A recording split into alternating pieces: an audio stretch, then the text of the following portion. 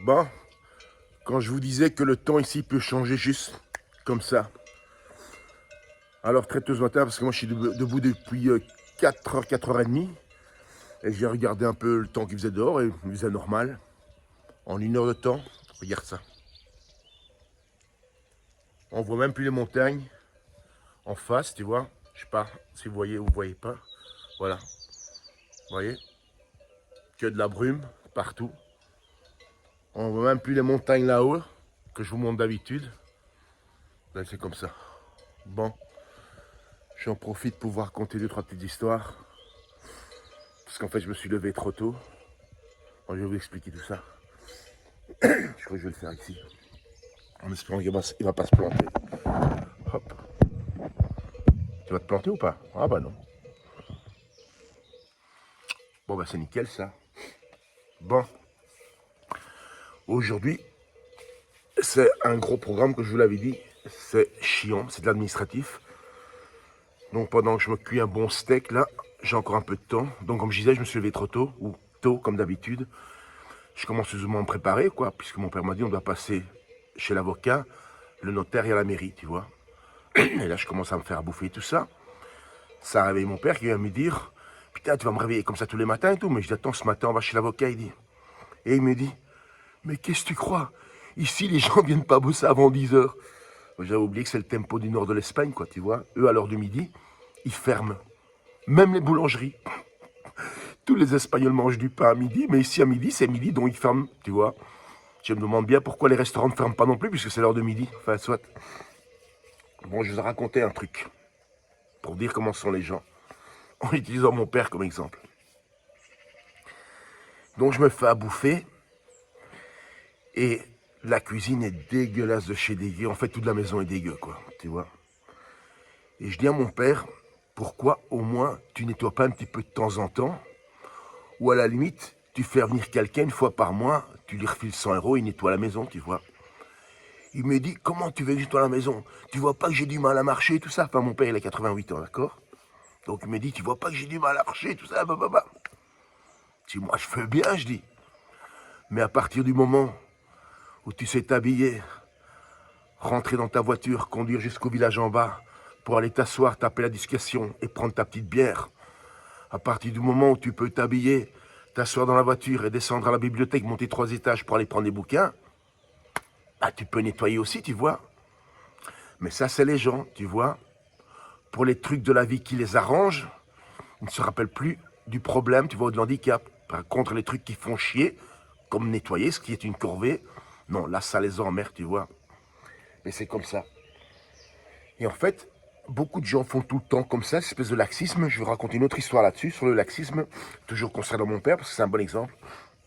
Il y a des années de ça, mon frère, il a débarqué ici au village de Barcelone, tu vois, pour pas rentrer dans les détails. Il voulait vendre notre appartement de Santander, là où je vais aller filmer dès que le temps sera mieux.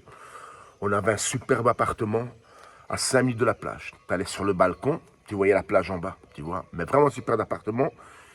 Et à cause de toutes ces phrases qu'a mon frère, tu vois, comme disait mon père, il a travaillé toute sa vie, parce que mon frère, il a bossé toute sa vie, il était informaticien. Il n'a jamais été au chômage, même pas un jour. Il a fait une carrière complète. Et comme disait mon frère, mon père, à la fin de sa vie, tout ce qu'il a laissé derrière lui, c'est une vieille chienne, une vieille bagnole et des dettes à la banque, tu vois. Donc il est arrivé, il fallait qu'on vende rapidement l'appartement pour ces frasques là-bas en Catalogne, tu vois. Et donc on a vendu cet appartement à une période où l'immobilier en Espagne, ça partait en flèche vers le bas. Donc de très mauvais prix, c'est descendu jusqu'à la moitié du prix, d'accord. Et donc on vend cet appartement, tu vois. Et une fois qu'il a été vendu vraiment au rabais, on débarque chez le notaire. Et là, le notaire se rend compte dans les documents qu'à la mort de ma mère, mon père n'a pas fait les démarches nécessaires à l'administration et cet appartement, au moment de la vente, est encore au nom du père et ma mère, alors qu'il aurait dû être au nom de mon frère pour 25%, à moi pour 25% et mon père 50% plus l'usufruit, tu vois. Ben là, qu'est-ce qui s'est passé? Ben c'est simple. Rétroactivité. Déjà qu'on avait touché des clopinettes pour l'appartement, on nous a enlevé, tenez-vous bien, 12 000 €. Ça, c'est la calculation rétroactive pour ne pas avoir fait les démarches à l'époque. 12 000 € les mecs. Et attention, sur ces 12 000 €, Donc 6 000 qui reviennent, ou plutôt qu'on enlève de mon frère et 6 000 qu'on enlève à moi. Moi, comme je ne suis pas espagnol, tu vois, ben l'État s'est dit, bah, peut-être qu'on va un petit peu attendre pour voir s'il n'a pas des dettes en Espagne. Et on m'a fait une rétention de 2500. Donc j'ai touché ma part à moi, moins 2500, moins 6000 de taxes pour l'État, tu vois. Et les 2500, je les ai retouchés que 6 mois plus tard, juste le temps que l'État espagnol réalise, ouais, peut-être qu'il n'a pas de dette chez nous, tu vois. Mais c'est comme ça. Alors tout ce qui vous fait chier dans la vie, faites-le traîner et vous vous retrouverez toujours dans la merde. Toujours. Et à un moment donné, vous allez rentrer dans une espèce de dynamique où vous ne foutez plus rien, comme le Suisse, et là vous êtes dans la merde, tu vois. Moi je faisais ça aussi avant, j'étais un petit peu laxiste comme mon père, mais là c'est terminé. Je fais tout ce qu'il y a à faire directement. Exemple tout con, basique, je termine de faire à manger, je nettoie et puis je mange, tu vois. Et là maintenant ces jours-ci, je vais commencer à nettoyer parce que je vais passer pas mal de temps ici. Je crois que je vais rester ici 2-3 semaines. Et là, ça me fait chier de vivre dans une cuisine où tu as les pieds qui collent par terre. Tu vois, c'est à ce point-là. Enfin, soit. Bon, allez, je fais une petite balade dans le village pour vous montrer ce que c'est ici. Non, mais c'est juste parce que ma vidéo, pour le moment, elle fait que 6 minutes. Et pour que ça paye au niveau de la monétisation, que ça paye bien, il faut qu'elle fasse 8 minutes. Non, je déconne, j'en ai rien à foutre. Je vais quand même vous montrer un peu le village. Bon, évidemment quand je fais une vidéo avec mon téléphone, je ne peux pas changer de côté. On va le faire comme ça. Parce qu'en fait, je ne vous ai pas montré tout le village. Il y a presque plus d'habitants ici. Donc, comme je vous disais, hein, ce sont des villages qui sont condamnés à disparaître avec très peu de temps encore. Donc, je vous disais l'autre jour, ça c'est la maison de ma grand-mère qui est complètement abandonnée avec les écuries de mon oncle à côté. Et là, je vais vous montrer des maisons avec des architectures typiquement des Asturies. Putain, je suis à pieds nus ici, regarde. Ça, c'est des figuiers, il n'y a que ça ici. Il y a aussi un cerisier, à moins qu'ils l'ont coupé, mais il y avait un cerisier ici derrière. Ouais, il est là-bas derrière, ouais, il est encore là, il est là-bas derrière. Là-bas, c'est un cerisier.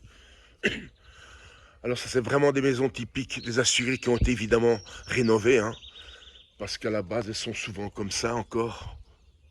Tu vois. Celle-ci, elle a été rachetée pour 70 000 euros il y a quelques temps, mon père m'a dit, cette année-ci. Vous allez peut-être entendre des chiens aboyer parce qu'en fait, il y a beaucoup de chasseurs ici.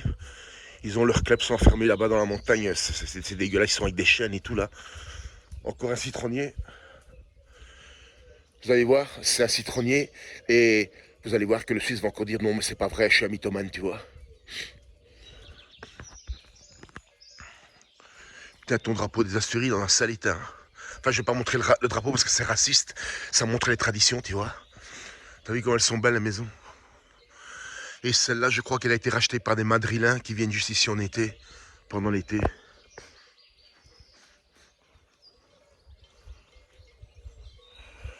Comme vous voyez, on est sur une colline, ici on est en pied de montagne.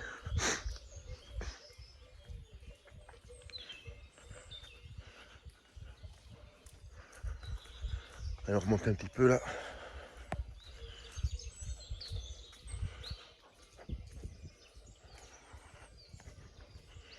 Putain, même les jardins sont abandonnés où normalement il y a des légumes, il y a tout ce que tu veux. Viens, je vais vous montrer le potager de Vicente, le voisin de mon père, qui lui a racheté l'ancienne école et qui est devenue sa maison. Il a un super beau potager, il a tout ce qu'il faut là. Et si c'est pas bio ici. Alors la maison ici, c'est d'une nana, me dit mon père, qui fait des massages, qui me dit mon père. J'en sais rien, c'est peut-être vrai quoi, mais moi la notion de massage, ouais, ce que je veux dire, c'est très relatif, tu vois. Ah non, c'est celle-là, la maison, celle qui fait les massages, c'est celle-là. Alors ici, comme vous voyez, ça se voit pas l'image, mais en fait, c'est même pas du 10%, c'est un mur, tu vois. Bon, sauf si le Suisse le sait mieux que moi. En fait, il essaye la voiture avec la Nissan. Pourtant, c'est une voiture qui a beaucoup de couple. Même en deuxième, j'ai du mal à prendre ce virage ici. En première, ça dérape, et en deuxième, ben, il peine. Parce que c'est carrément un mur, c'est des escaliers, quoi, tu vois. Je suis curieux de voir si elle marche encore. Je pense que oui. Bah, évidemment qu'elle marche. C'est pas de l'eau courante. C'est de l'eau qui vient du sol, c'est écrit. Normalement, ça devrait être écrit potable ou pas. Non, il n'y a rien écrit. Bah, c'est des villages. Hein. Ils en ont rien à foutre. Eux. Ils sont immunisés depuis le temps. Voilà. Des maisons typiques d'ici. Je parle de l'architecture. Hein. Ça s'achète pour 3 fois rien. Pour passer l'été, t'es nickel. Ben, c'est simple, depuis que je suis ici, je dors 8 heures par nuit. Les 2 dos dans le nez. Sans problème.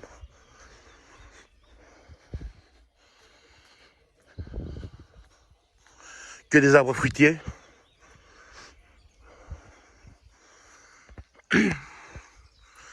Ah bah merde, c'est incroyable ça. Je suis en Espagne. Oh mais c'est incroyable ça. Je viens de tomber sur un des abonnés du Suisse. Ah mais c'est fou ça quand même. Bah voilà, je vous présente un des abonnés du Suisse.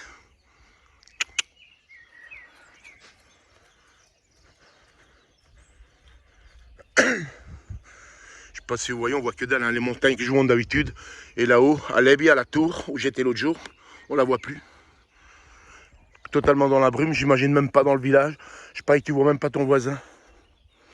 Alors ça c'est la rampe qui remonte jusqu'à la route principale. Il faudra que je monte jusque là-haut. Mon père m'a dit d'aller au village là-haut, qui s'appelle Soalia, c'est parce qu'il dit que là, la vue, elle est encore mieux que d'aller, que lui dit. Bon, je vais pas aller plus loin, parce que là-bas en haut, il n'y a plus rien. C'est la petite route principale qui descend au village, ou qui remonte en haut dans la montagne, là, dans l'autre village. Il y a encore 2 villages là-haut. Il y a ma copine qui est là. Alors ça, c'est des vaches asturiennes, c'est des vaches à viande, hein, c'est pas des vaches laitières. Elles produisent très peu de lait, mais elles produisent beaucoup de viande. Qu'est-ce que vous aviez vu la viande que j'ai achetée au prix que je l'ai payé? En fait, j'ai acheté le même type de viande qu'à Budapest, mais la version espagnole, puisque Lidl, c'est du local. Hein. Ils n'importent pas, enfin, pas tous les produits. Et là, quand je vois ma viande que j'ai achetée là, ben, ça n'a rien à voir avec Budapest, quoi. C'est tendre comme du beurre au soleil. Voilà, ça, c'est une vache asturienne.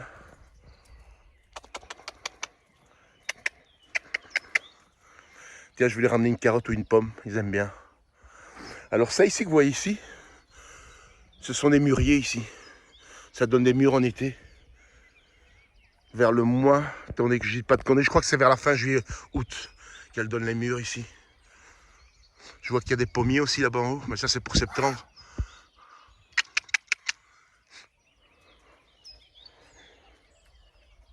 Ah, on dirait que ça commence à se dégager là-haut tout doucement. Ici en 5 minutes tout peut changer. Du pire au mieux. Et ça, je crois que c'est des... Je crois que c'est des reines Claude, ça.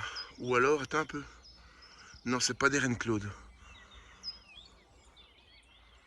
Peut-être un poirier, mais je suis pas sûr. Tout ça, tous les petits arbustes que vous voyez partout là, c'est que des arbres fruitiers. Enfin, si vous n'êtes pas sûr, vous pouvez demander aux Suisses, vu que c'est un expert dans tous les domaines, aussi bien que les cons qui le suivent là, le club du RSA bloqué là. Ouais, ça se dégage là où je commence à voir déjà l'antenne. On verra ça, mais il y a je sais pas si vous la voyez là-bas. Il y a une antenne sur la montagne qui doit être énorme, parce que pour la voir si bien d'ici, c'est qu'elle doit être énorme. Et je pense bien que c'est une antenne téléphone, télécom.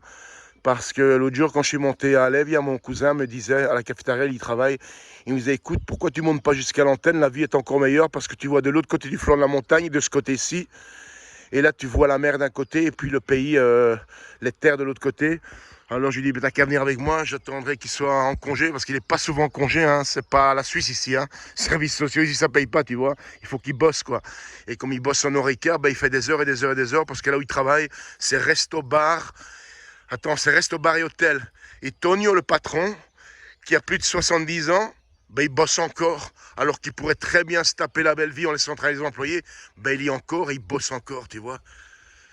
Non, mais c'est sûr que le Suisse, ça doit être l'exemple à suivre, lui. Moi aussi, j'ai travaillé toute ma vie, j'ai jamais été au chômage.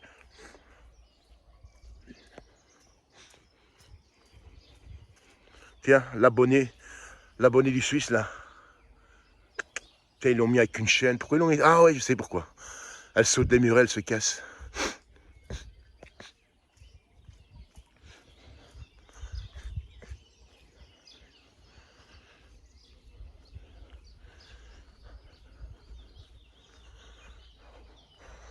Bon, j'espère que mon père va se lever, parce que ça me fait chier de glander 3 heures ici Moi, ces jours-ci, je me lève vers 3h30, 4h30, puisque déjà 7h, 8h du soir, je suis dans le coma, je dors. Ici, il fait très calme la nuit, hein, pas du tout de bruit. Donc, tu t'endors très vite, très profondément. Comme quand j'étais chez ma grand-mère à l'époque. Et s'il fait mauvais comme ça ces jours-ci, ben, ça va juste être entraînement. Et alors faire le nettoyage de la baraque, parce que là, ça me gonfle, ça me gave, quoi. De me faire à bouffer dans une saleté pareille, quoi. Tiens, on va aller voir le potager de Vincent Vicente.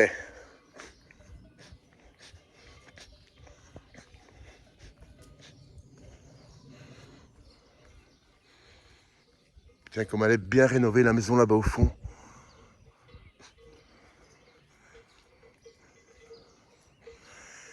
Je me demande bien qui taille les pierres pour les continuer à construire, parce que j'avais demandé à mon père, ce ne sont pas des pierres de décoration, c'est-à-dire qu'elles sont fines comme ça, on les applique et on dirait que la maison est en pierre. Il dit non, non, c'est vraiment des pierres.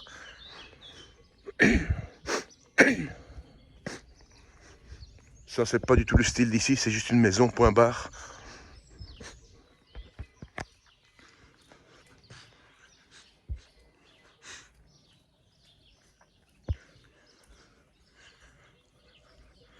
Putain, je commence à me geler les pieds là. Attends, je regarde un peu là. Putain, la vache.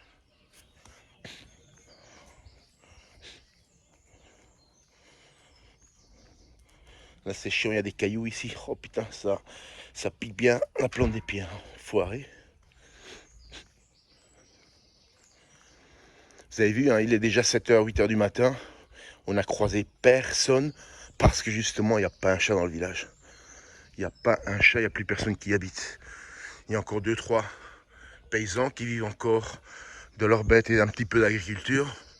À part ça, ils se sont tous cassés. Même ma cousine n'habite plus ici. Elle est déjà depuis des décennies hein, dans une autre ville. Faudrait peut-être que j'aille vous la filmer. C'est magnifique. Qui s'appelle San Vicente de la Barquera. En fait, c'est une entrée sur la mer. Donc c'est un petit port. C'est vraiment une ville entrée sur la mer ou sortie sur la mer. Et là, elle y travaille. Et ma cousine, en fait, je ne l'ai plus vue depuis, depuis 39 ans. Je sais plus. Il faudrait que j'aille là-bas. J'ai envie de voir sa tête parce qu'en plus, je sais qu'elle a un salon esthétique. Et comme c'est une toute petite ville, à mon avis, des salons esthétiques, il ne doit pas y en avoir des masses, à tout casser 3 ou 4, que je fais en 5 minutes, donc je tomberai bien sur elle à un moment donné. C'est une grosse partie de ma famille que j'ai plus revu depuis 39 ans, comme mes cousines de Madrid, les filles du lieutenant. Voilà, buenas. C'est la première personne que je rencontre et il part travailler.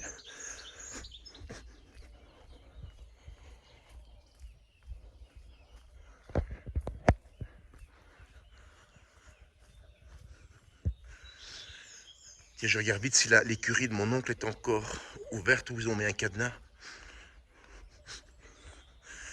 La maison appartient à mes cousines du Chili qui habitent dans le village en bas et à Marie-Claude, ma cousine, qui elle a grandi ici.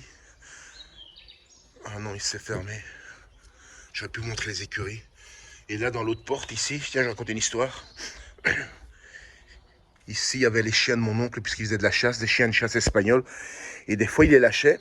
Il partait dans le mont, là, tout seul, se balader. Et un jour, il y en a un qui est revenu. Et il avait le museau tout gonflé. Et j'ai dit, qu'est-ce qu'il a?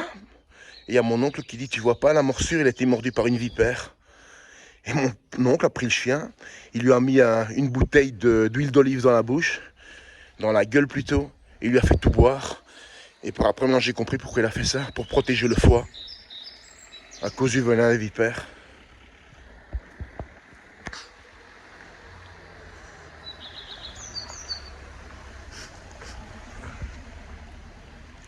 Tiens, je suis là. Et j'ai même pas encore tiré à la carabine. Parce que j'avais acheté une carabine de compétition à mon père. À air comprimé avec lunettes. C'est vrai, ça, j'ai même pas demandé.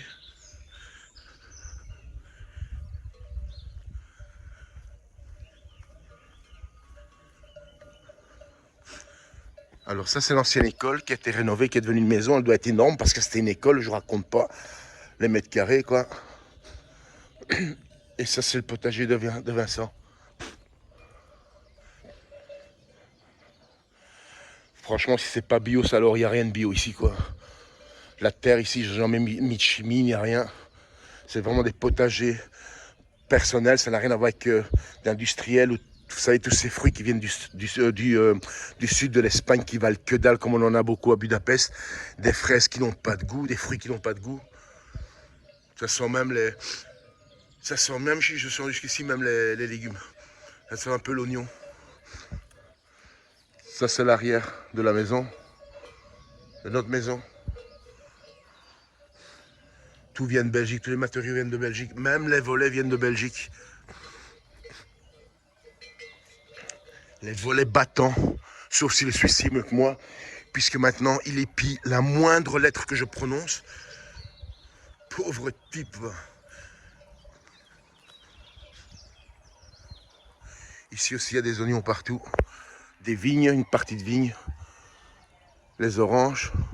Ma mère me disait à l'époque que c'est une variété d'orange qu'on ne peut pas manger. Mon père me dit non, non, tu peux les manger. À l'occasion, je demanderai aux gars, parce que c'est des gars qui à l'époque, mon père, il y a eu beaucoup de conflits avec eux parce qu'ils foutaient le bordel. Ils arrêtaient leur benne devant la maison, la benne pleine de bouse de vache qui sert d'engrais, tu vois. Donc ça puait la bouse de vache dans la maison de mon père. Il leur a demandé à les mettre ailleurs, ils n'arrêtaient pas de mal lui parler. Et une année, je suis arrivé ici, j'avais tout ça, parce que mon père me le disait au téléphone. J'ai été trouver le gars, donc je lui ai fait, comme on dit, pour faire court, une proposition qu'il ne peut pas refuser, et depuis, il n'a plus jamais emmerdé. Ouais, mon père, il dort encore. Oh putain, il faut que j'aille retourner mon steak. C'est pas grave, je l'ai mis sur du feu. Feu doux pendant 1 heure pour qu'il soit bien tendre. Bon, bah, j'espère la balade vous a plu. Comme ça me fait 21 minutes. Bon, allez, je vais aller bouffer, me préparer tout doucement. Et encore me préparer tout doucement. Il est 8 heures, j'ai encore 2 heures devant moi. Le temps, mon père, il se prépare aussi, lui, il prend son temps. Il prend 10 heures à se faire son café et tout là. On dirait que ça se dégage un petit peu, on verra bien. Ah ouais, on commence de nouveau à voir la fameuse montagne que je vous avais dit là-bas derrière, avec la petite chapelle. On commence à la voir de nouveau. C'est en train de descendre vers la vallée en fait. Moi, c'est quand même sympa ici. Hein. Moi, je vous laisse les petits gars. Et on se voit dans 2-3 jours. Le temps que je me fâche avec ces trucs administratifs, j'ai horreur de faire ça. J'ai vraiment horreur, ça me fait chier grave. Et je connais même pas le mec qui achète, je connais juste son nom parce que mon père me l'a dit. Sur des documents que j'ai vus, mais je ne sais même pas qui c'est ce mec. Il paraît qu'il est du village de ma mère. Normalement, je vais le connaître, mais je ne vois pas qui c'est. Mon père non plus, il ne sait pas si je le connais ou pas, mais il dit qu'il est de là. Sa famille est de là, du village. Le village qui, justement... Attends un peu. Il est où le village de ma mère? Je ne sais pas si vous voyez les maisons là-bas en face. Là-bas. Bon, allez, je vous laisse, je vais aller bouffer. Et on se revoit dans 2-3 jours pour d'autres vidéos. Je vais commencer à faire les vidéos de la mer à Santander. Santander qui est la capitale de la Cantabrie. C'est une ville magnifique, même le centre-ville, je vais le filmer, c'est vraiment beau là-bas. Et malgré que ce soit une ville, vous allez voir, c'est une ambiance calme, sans stress. C'est pas ces stress, c'est cette espèce de comment on a dit ça encore attendez, moi je le sais en hongrois, mais pas en français. Bah forcément, je parle hongrois tous les jours. Cette espèce de pression que tu sens dans les villes là-bas, c'est vraiment la vie, c'est un long fleuve tranquille. J'irai vous montrer un endroit qui s'appelle Cabo Mayor, qui est le phare de Santander, le plus gros phare. Vous savez, les phares qui illuminent pour montrer au bateau où est la côte, qui est magnifique. J'irai jusque là. Enfin, il y a tellement de choses que je peux vous montrer à Santander, mais tellement de choses à voir là-bas. Bon, allez, je vous laisse alors. Et dans quelques jours, je redémarre les vidéos. Parce qu'en même temps, bah, c'est des souvenirs pour moi aussi. Hein. Allez, je vous laisse, les petits potes. Et à la prochaine. Ciao.